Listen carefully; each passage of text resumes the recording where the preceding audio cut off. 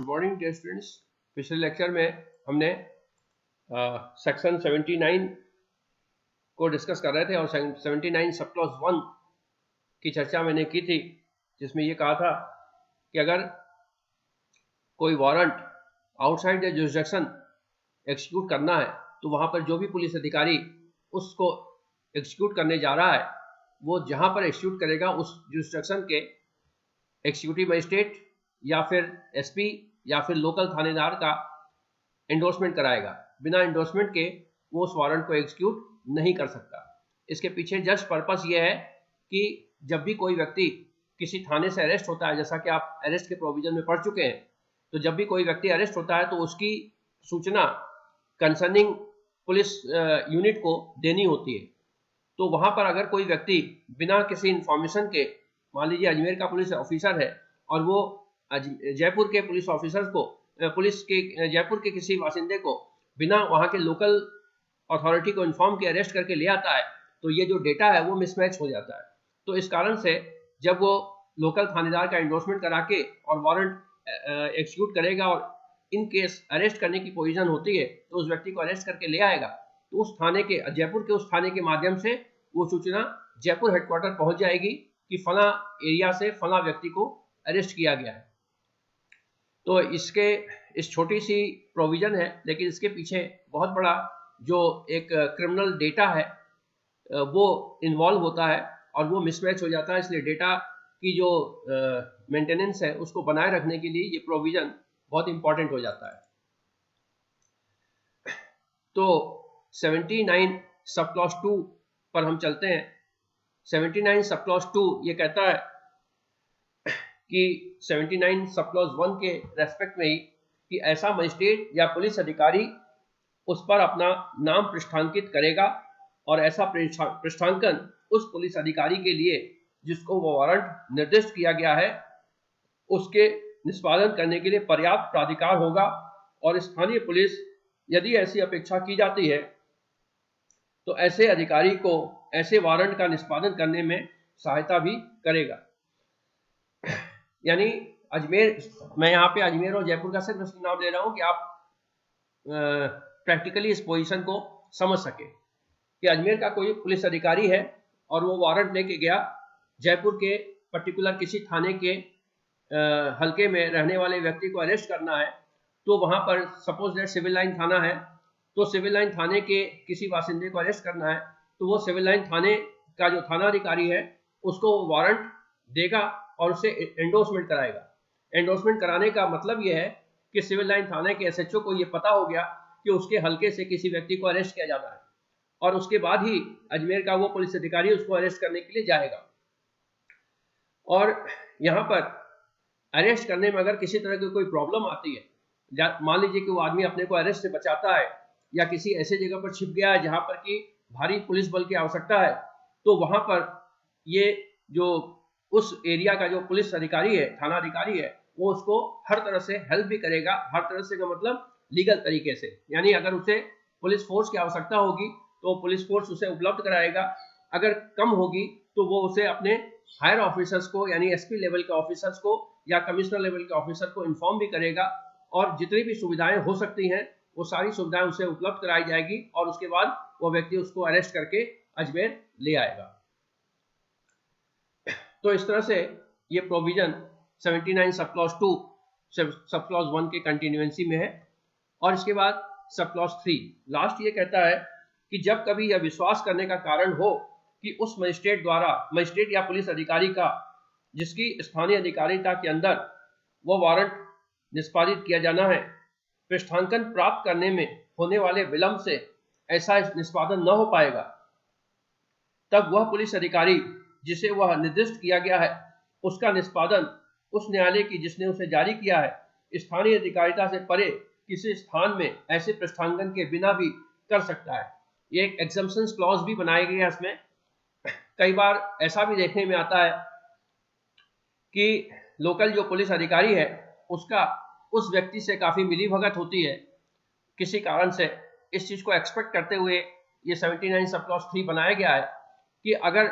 उस थाने में रहने वाले व्यक्ति कोई पावरफुल व्यक्ति है किसी भी तरह से और उस थाने का जो पुलिस अधिकारी है वो नहीं चाहता कि उस व्यक्ति को अरेस्ट किया जाए। कई बार ये पॉलिटिकल सिचुएशन के कारण भी होता है, कई बार दूसरे मसल्स पावर और मनी पावर के कारण भी होता है। तो ऐसे कंडीशन में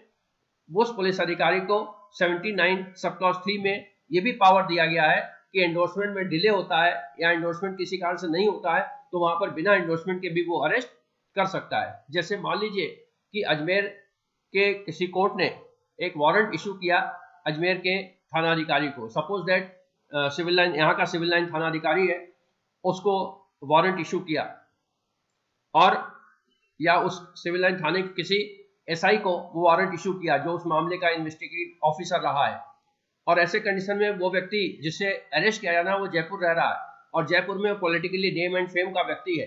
और सिविल लाइन थाना जो जयपुर का सिविल लाइन थाना है उसका एसएचओ उसका ऑनर करता है, किसी कारण से उसके एहसान तले दबा हुआ है, तो नेचुरली वो डिले करेगा या उसे प्रायर इंफॉर्मेशन देगा या कोशिश ये करेगा कि वो भाग जाए। तो वहां पर जब ये अधिकारी सिविल लाइन थाने के पुलिस अधिकारी के सामने एंडोर्समेंट के लिए जाएगा तो वो उसको बैठा के रखेगा, थाना अधिकारी साहब नहीं है, वो कहीं दौरे पर गए हैं, अभी आएंगे, 2 घंटे बाद आएंगे, और उस 2 घंटे में उस व्यक्ति को सूचना हो जाएगी कि अजमेर से पुलिस अधिकारी आपको अरेस्ट करने के लिए आए हैं और वो व्यक्ति अब्सकॉन्ड हो सकता है। तो अगर कहीं ऐसी कोई संभावना दिखती है तो वहां पर 79 सब क्लॉज 3 उस पुलिस अधिकारी को यह पावर देता है कि वो अगर उसे कहीं ऐसा लगता है तो कि एंडोर्समेंट में टाइम लगेगा और एंडोर्समेंट की सूचना वहां तक पहुंच जाएगी और वो व्यक्ति अब्सकॉन्ड हो सकता है, तो वहां पर वो बिना एंडोर्समेंट के भी उसे अरेस्ट कर लेगा अगर वो अरेस्ट करना पॉसिबल है तो, और अदरवाइज फिर वो उसकी इंफॉर्मेशन बाद में भी दे सकता है कि इसको फला जगह से ऐसे व्यक्ति को अरेस्ट कर लिया गया है।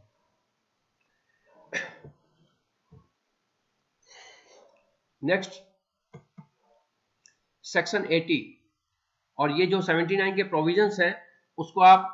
रोज के अखबारों में अगर आप तलाशेंगे तो ऐसी बहुत सारी घटनाएं मिल जाएंगी। रिसेंटली अभी कानपुर में बड़ा हाईलाइटेड केस हुआ था विकास दुबे का, जिसमें पुलिस अधिकारी उसको अरेस्ट करने के लिए जा रहे थे और उसकी सूचना उसको पहले ही प्राप्त हो गई थी और उसके बाद उसने अपनी घेरेबंदी की और उस घेरेबंदी में गोली चली दोनों तरफ से और 10-12 पुलिस कर्मी घायल भी हो गए और वो वहां से एब्सकॉन्ड हो गया। और जब वो मीडिया में आया तो पता चला कि वो उज्जैन में है, तो नेचुरली वो कानपुर से वहां उसकी फिर एक वीडियो उसकी जो है गुड़गांव में भी मिली थी, तो कानपुर से गुड़गांव गया, गुड़गांव से उज्जैन किया, तो इतना बड़ा एरिया वो चेस किया बिना पुलिस के इंफॉर्मेशन के तो नहीं हो सकता। तो नेचुरली कहीं ना कहीं पुलिस उसे उसके बारे में जानती थी और अल्टीमेटली वो अरेस्ट कहां से हुआ, उज्जैन से हुआ। तो इस तरह की सूचनाएं कई बार पेपर में देखने में मिल जाती हैं, तो ये कोई बहुत अनहोनी चीज नहीं है और सीआरपीसी बनाने वाले लोग इतने होशियार थे कि उन्होंने इन सब चीजों को प्रिडिक्ट करते हुए 79 सब क्लॉज 3 के प्रोविजंस को बनाया।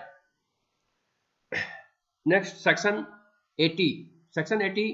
Procedure on arrest of person against हुम वारंट इज इश्यूड। उस व्यक्ति जिसके खिलाफ वारंट इशू किया गया है उसको अरेस्ट करने की क्या प्रक्रिया होगी, क्या प्रोसीजर्स होंगे। तो सेक्शन 80 इस बारे में प्रोविजन करता है कि जब गिरफ्तारी के वारंट के निष्पादन उस जिले से बाहर किया जाता है जिसमें वह जारी किया गया है, तब गिरफ्तार किए गए व्यक्ति को उस दशा के सिवाय जिसमें वह न्यायालय जिसने वह वारंट जारी किया गिरफ्तारी के स्थान से 30 किलोमीटर के अंदर है या उस कार्यालय मजिस्ट्रेट या जिला पुलिस अधीक्षक या पुलिस आयुक्त से उसकी अधिकारिता की स्थानीय सीमाओं के अंदर गिरफ्तार की गई थी, अधिक निकट है या धारा 71 के अधीन प्रतिभूति ले ली गई है, ऐसे मजिस्ट्रेट या जिला अधीक्षक या आयुक्त के समक्ष ले जाया जाएगा। इसका मतलब क्लियर कट ये है कि अगर उसे प्रतिभूति नहीं ली गई है तो वहां पर जो भी nearest police officer, executive magistrate, SP होगा वहां पर उसे ले जाया जाएगा। अगर वारंट इशू करने वाला मजिस्ट्रेट, इसमें सबसे पहले उसकी चर्चा की गई है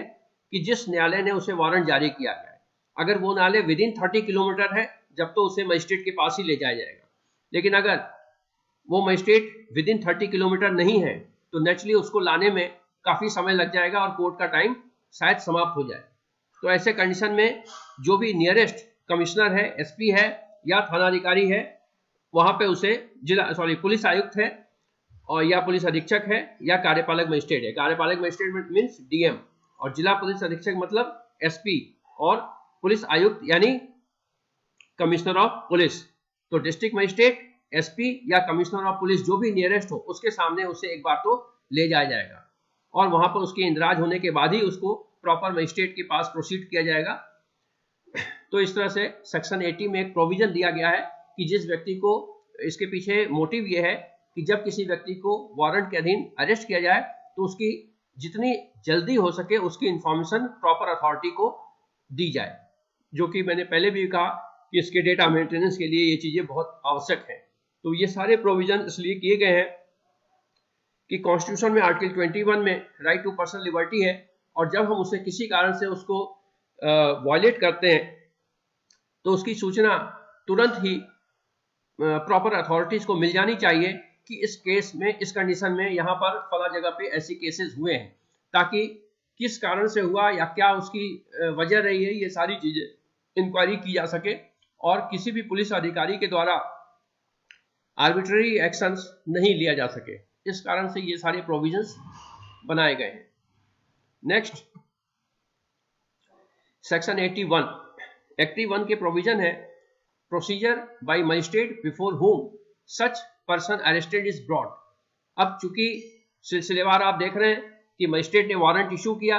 वारंट एग्जीक्यूट किया गया, वारंट एग्जीक्यूट करने के बाद क्या प्रोविजंस है वो बताया गया, और उसके बाद जब उस व्यक्ति को अरेस्ट कर लिया गया तो नेचुरली उस मजिस्ट्रेट के पास लाया जाएगा जिस मजिस्ट्रेट ने वारंट इशू किया था। तो जब उसके पास लाया जाएगा तो उसकी क्या प्रक्रिया होगी, उसके क्या प्रोसीजर्स होंगे, ये 81 में दिया गया है, जो कि 2 सब क्लॉजेस में है और इसमें 2 प्रोविजो भी जुड़े हुए हैं। सब क्लॉज 1, 81 सब क्लॉज 1 ये कहता है कि द एग्जीक्यूटिव मजिस्ट्रेट और डिस्ट्रिक्ट सुपरिटेंडेंट ऑफ पुलिस यानी एसपी ऑफ और कमिश्नर ऑफ पुलिस, जैसा कि पहले वाले सेक्शन में लिखा हुआ था 80 में, एग्जीक्यूटिव मजिस्ट्रेट यानी DM, district superintendent of police यानी एसपी, और कमिश्नर ऑफ पुलिस यानी ये तो आप जानते ही हैं, if the person arrested appears to be the person intended by the court which issued the warrant, direct his removal in custody to such court। और हिंदी में इसका प्रोविजन है कि यदि गिरफ्तार किया गया व्यक्ति वही व्यक्ति प्रतीत होता है, यहाँ पे ये वर्ड गौर करने वाली है कि वही व्यक्ति प्रतीत होता है, इसकी हम बाद में चर्चा करेंगे, जो वारंट जारी करने वाले मजिस्ट्रेट द्वारा आश्रित है, तो ऐसा कार्यपालक मजिस्ट्रेट या जिला पुलिस अधीक्षक या पुलिस आयुक्त उस न्यायालय के पास उसे अभिरक्षा में भेजने का निर्देश देगा। ये वर्ड ऊपर वाले प्रोविजन से जोड़ के ही पढ़ना है। एक बात तो हो गई इसमें कि प्रतीत होता है। आज की तारीख में इंफॉर्मेशन के बहुत सारे सोर्सेज हैं, आधार कार्ड है, राशन कार्ड में भी फोटो लगा होता है, वोटर्स कार्ड भी लगा होता है, लेकिन ये सीआरपीसी बनी 1973 में जब टेक्नोलॉजी इतनी एडवांस नहीं थी और न तो किसी व्यक्ति के पास उसके पहचान के कोई दस्तावेज होते थे। इवन फोटो खिंचाना भी एक लग्जरी होता था, जो आमतौर पर स्टूडेंट्स एग्जाम के टाइम में स्टूडियो में जाके पासपोर्ट साइज फोटो खिंचाते थे और वो भी 2 या 3 कॉपी मिलती थी, तो उसको प्रिजर्व करना भी बड़ा मुश्किल होता था। तो ऐसे कंडीशन में जिस व्यक्ति को अरेस्ट किया जा रहा है उस व्यक्ति की पहचान सुनिश्चित करना एक बहुत बड़ी चैलेंज था पुलिस के सामने। तो पुलिस आसपास से ये पूछताछ करके पता लगाती थी कि फला व्यक्ति कौन है। जैसे मान लीजिए कि रामपाल सन ऑफ सूरजपाल को अरेस्ट करना है और पर्टिकुलर किसी जगह पर जाके अरेस्ट करना है, तो वहां रामपाल नाम के शायद 4 या 5 व्यक्ति होंगे, उसमें से वो रामपाल कौन है जिसको कि अरेस्ट करना है। हो सकता है कि पिता के नाम भी कई बार सेम मिल जाते हैं। जैसे राजस्थान में आपने देखा होगा अपने आसपास के लोगों में कि भैरू प्रसाद, भैरू जी या भैरू लाल या भैरू भंवर सिंह, ये बहुत सारे लोगों के नाम होते हैं। तो भैरू सिंह सन ऑफ मान सिंह, ये एक गांव में 3 या 4 लोग हो सकते हैं। तो ऐसे कंडीशन में प्रॉपर व्यक्ति की तलाश करना, उसकी पहचान सुनिश्चित करना, ये बहुत इंपॉर्टेंट होता है। और उसके बाद वो लोकल जो थानाधिकारी है उसको सूचना देना इसी कारण से आवश्यक है कि लोकल पुलिस अधिकारी जो बीट का हवलदार होता है, कांस्टेबल होता है, वो उस एरिया में रहने वाले लगभग सभी को जानता है, और अगर किसी व्यक्ति को नहीं भी जानता है तो वो आसानी से उसकी पहचान सुनिश्चित करवा सकता है, क्योंकि बीट कांस्टेबल के अंडर में मुश्किल से 100 मकान आते हैं। तो वो हर मकान के रहने वाले को अच्छी तरह से जानता है, और अगर कम से कम व्यक्तिगत नहीं जानता है तो भी उस हलके में कम से कम 10-20 लोग ऐसे होते हैं जिसके माध्यम से वो उसकी पहचान सुनिश्चित करा सकता है। तो इसलिए 81 के प्रोविजन इस बात पर इन्फोर्स करता है कि उस व्यक्ति की पहचान सुनिश्चित होनी चाहिए जिसको कि अरेस्ट किया जाना है, और उसके बाद कंसर्निंग जो एक्जीक्यूटिव मजिस्ट्रेट है या एसपी है या कमिश्नर है वो उसको डायरेक्ट कर देगा कि जिस कोर्ट में ले जाना है उस कोर्ट में उसे ले जाए। एक प्रोविजन जुड़ा हुआ है कि यदि जमानत अपराध जमानती है और ऐसा व्यक्ति ऐसी जमानत देने के लिए तैयार है और रजामंद है जिससे ऐसे मजिस्ट्रेट, जिला अधीक्षक या आयुक्त का समाधान हो जाए, या वारंट पर धारा 71 के अधीन निर्देश प्रस्थानित है और ऐसा व्यक्ति ऐसे निर्देश द्वारा अपेक्षित प्रतिभूति देने को तैयार है और रजामंद है, तो वह मजिस्ट्रेट, जिला अधीक्षक या आयुक्त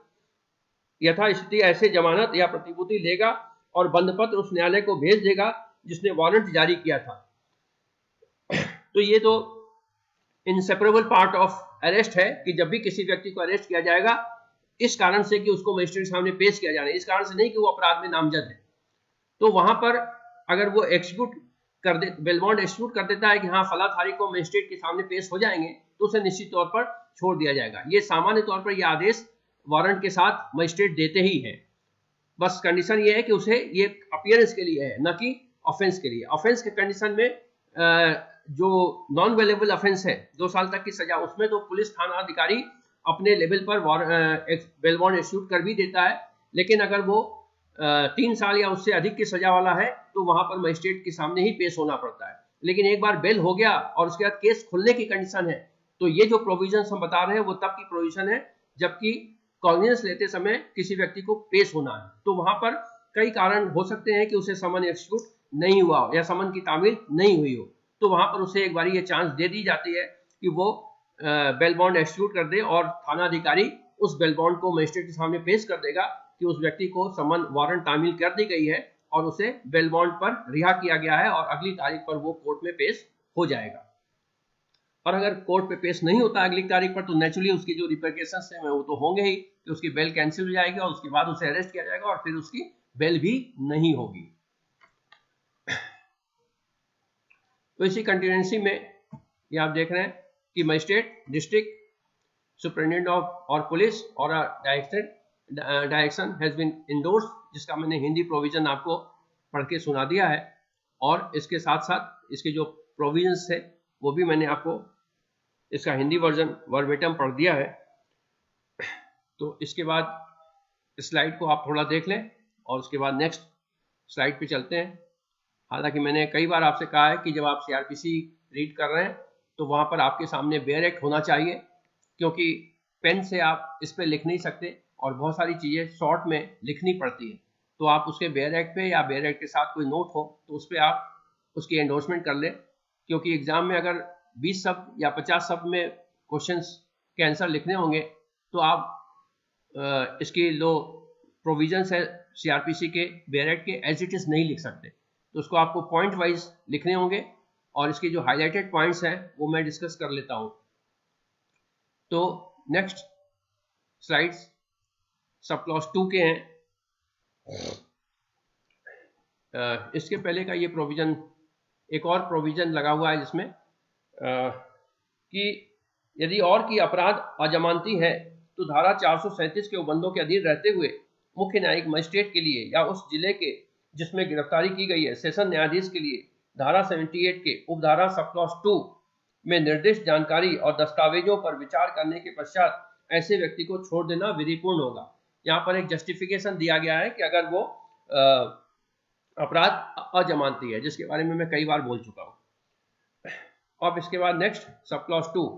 सब क्लॉज 2 ये कहता है कि nothing in this section shall be deemed to prevent a police officer from taking security under section 71। यानी ये बहुत इंपॉर्टेंट चीज है कि इस धारा की कोई भी बात पुलिस अधिकारी को धारा 71 के अधीन प्रतिभूति लेने से रोकने वाली नहीं समझी जाएगी। और 71 में क्या प्रोविजन किया गया था? 71 में यह कहा गया था कि जब प्रतिभूति दिए जाने के निर्देश देने की शक्ति, यानी मजिस्ट्रेट को यह पावर है कि वो जिस व्यक्ति को के अगेंस्ट वारंट इशू कर रहा है उस व्यक्ति को उस पुलिस अधिकारी को ये शक्ति भी दे कि अगर वो व्यक्ति बेल बॉन्ड एग्जीक्यूट करता है तो उसे अरेस्ट न करे और वो सूचना मजिस्ट्रेट के सामने पेश कर दे। तो वो जो पावर 71 में दिया गया है उसको 70 ऑनवर्ड के जो भी प्रोविजंस है वो उसको स्नैच नहीं करता, वो प्रोविजन हमेशा बना रहेगा। तो यानी जो पुलिस अधिकारी वारंट एग्जीक्यूट करने जा रहा है उसे अगर जिस व्यक्ति को अरेस्ट करना है वो अगर प्रॉपर बेल बॉन्ड एग्जीक्यूट करने को तैयार है तो वो उसे रिहा भी कर सकता है, यानी बेल बॉन्ड पर उसे रिहा कर सकता है, अरेस्ट नहीं करेगा और वो सूचना कंसर्निंग मजिस्ट्रेट को देगा। तो ये सारे प्रोविजंस को पढ़ने के बाद अगर नट सेल में इसका मोटो पूछा जाए तो सिर्फ दो बातें हैं। एक बात तो यह है कि समन एग्जीक्यूट नहीं होने पर उस व्यक्ति को अरेस्ट करने का वारंट कंसर्निंग मजिस्ट्रेट इशू करेगा, लेकिन प्रोविजन उसको अरेस्ट करके जेल में रखना नहीं है, इंटेंशन उसको अरेस्ट करके जेल में रखना नहीं है, इंटेंशन है नेक्स्ट हियरिंग पर, नेक्स्ट तारीख पर कोर्ट में अपीयर होना। तो ऐसे कंडीशन के लिए ये जरूरी नहीं है कि वो पुलिस अधिकारी उसे अरेस्ट करे, उसके जगह पर अगर वो बेल बॉन्ड एग्जीक्यूट कर देता है और अपने को पाबंद कर लेता है कि अगली तारीख पर वो कोर्ट में प्रेजेंट हो जाएगा तो वो पुलिस अधिकारी उसे बेल बॉन्ड पर रिहा कर देगा और उसकी सूचना कंसर्निंग मजिस्ट्रेट के पास दे देगा। क्रक्स तो इतना ही है। अब बाकी चीजें उसके प्रोविजंस है कि अगर सेम जुरिसडिक्शन है तो कैसे अरेस्ट होगा, आउटसाइड जुरिसडिक्शन है तो कैसे अरेस्ट होगा, जो अरेस्ट करने के बाद के क्या प्रोविजन है, किसको उसकी इंफॉर्मेशन देनी होगी, ये सारी चीजें उसके साथ जुड़ी हुई अदर प्रोविजंस है। तो इस तरह से मुझे लगता है कि समन के अगेंस्ट वारंट जब इशू होता है तो उस व्यक्ति को अरेस्ट करने के क्या क्या प्रोविजंस है ये पूरा का पूरा 81 तक दिया हुआ है, 71 to 81। और नेक्स्ट जो प्रोविजन है, अगर मान लीजिए कि वो व्यक्ति अपने को अरेस्ट करने से बचाता है, एब्सकॉन्ड हो जाता है, तो ऐसे कंडीशन में नेक्स्ट प्रोविजन क्या होंगे, ये है अटैचमेंट या कुर्की, जो सी पार्ट है इसका, प्रोक्लेमेशन एंड अटैचमेंट। तो ये जो पोर्शन है ये हम नेक्स्ट लेक्चर में इसको कवर करने की कोशिश करेंगे। Okay, all the best, thank you.